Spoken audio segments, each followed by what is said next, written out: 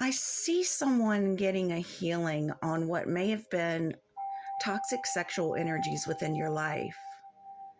And as soon as the acceptance and awareness of needing this healing is fully recognized, it automatically begins to heal you. Now, the universe will also send some trickster energy for you to decide if you want to go back to unhealthy ways of being sexually, whether it's in your emotions, your mind, or your actions. And I don't know, and I've often wondered why this is necessary for so many things in life, but it feels like it's practice.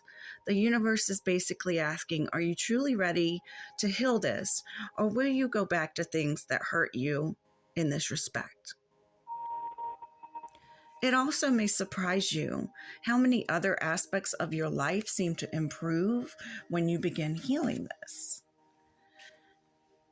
So there will be a swiftness to some achievements, and you'll be like, wow, I didn't even know that this was related.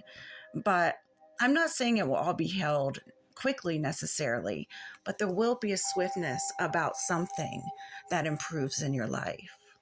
And I think it has to do with your material world, your 3D world.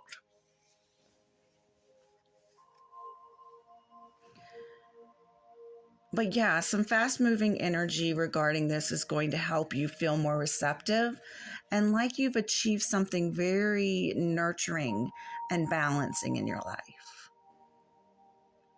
You also may be realizing that you build a foundation based upon trying to live up to something that no one could in this, sexual realm.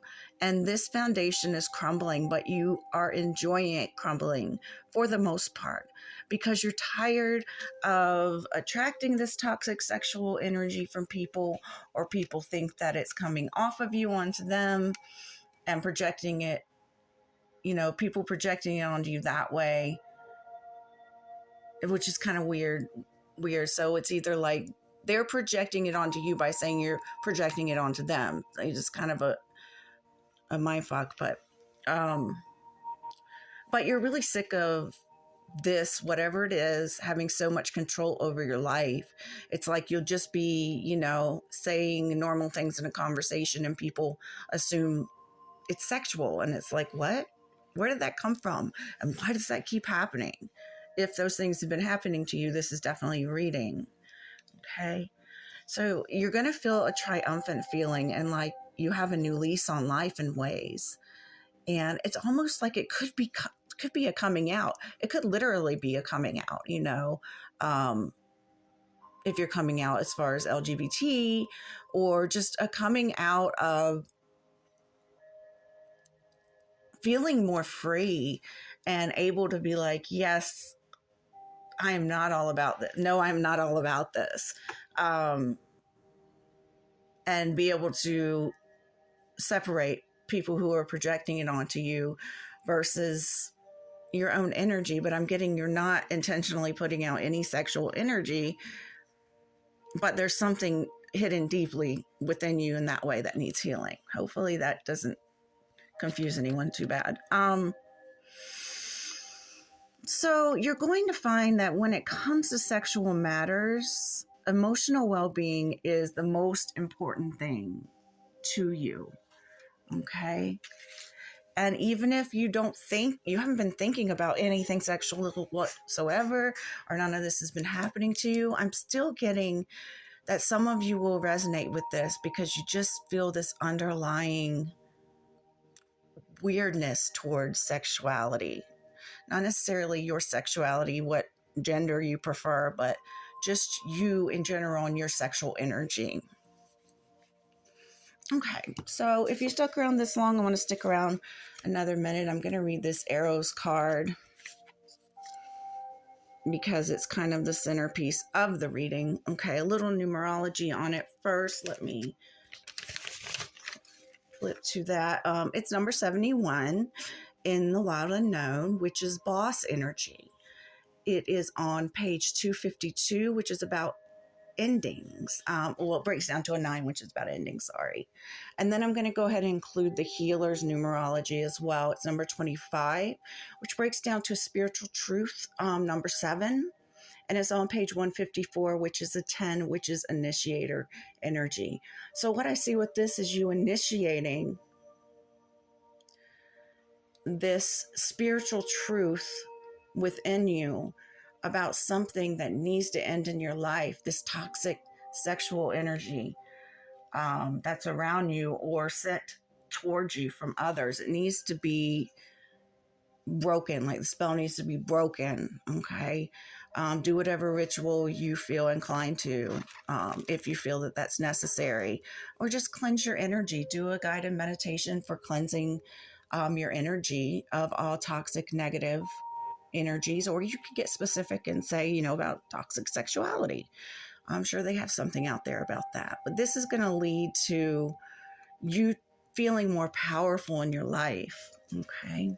So let's go ahead and read the Eros card here.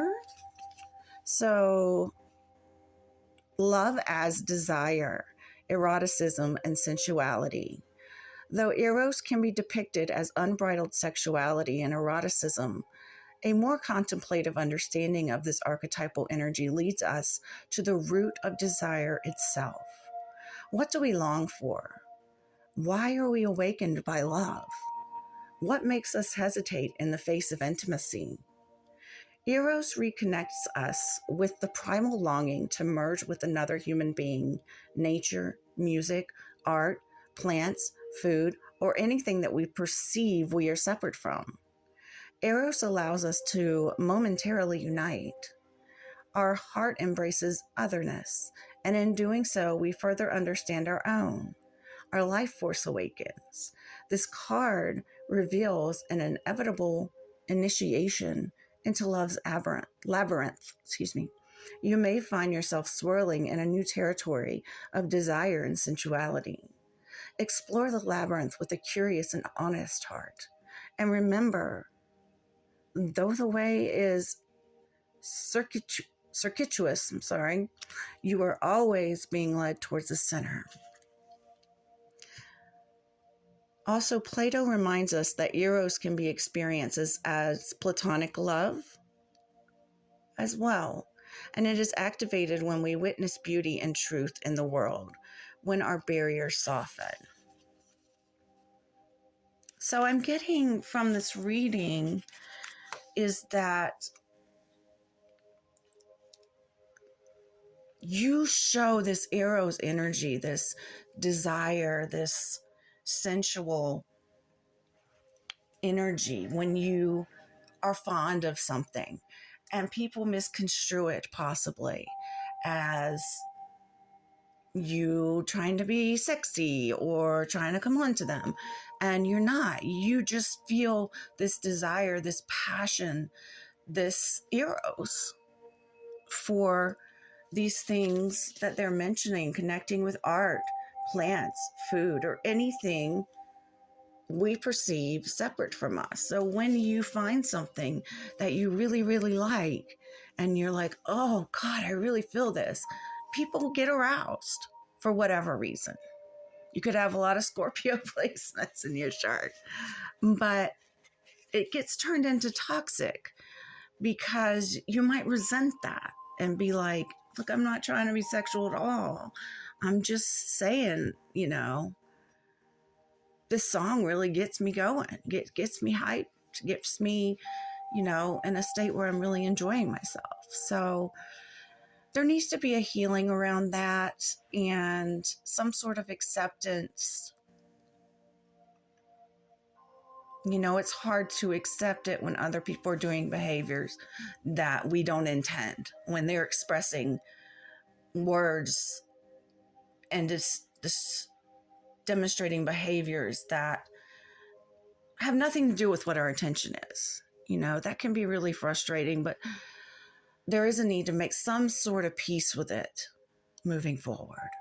So I really hope this resonated with someone. I know it's long, but let me know in the comments how it resonated, if it does. Sending you lots of love. Take care.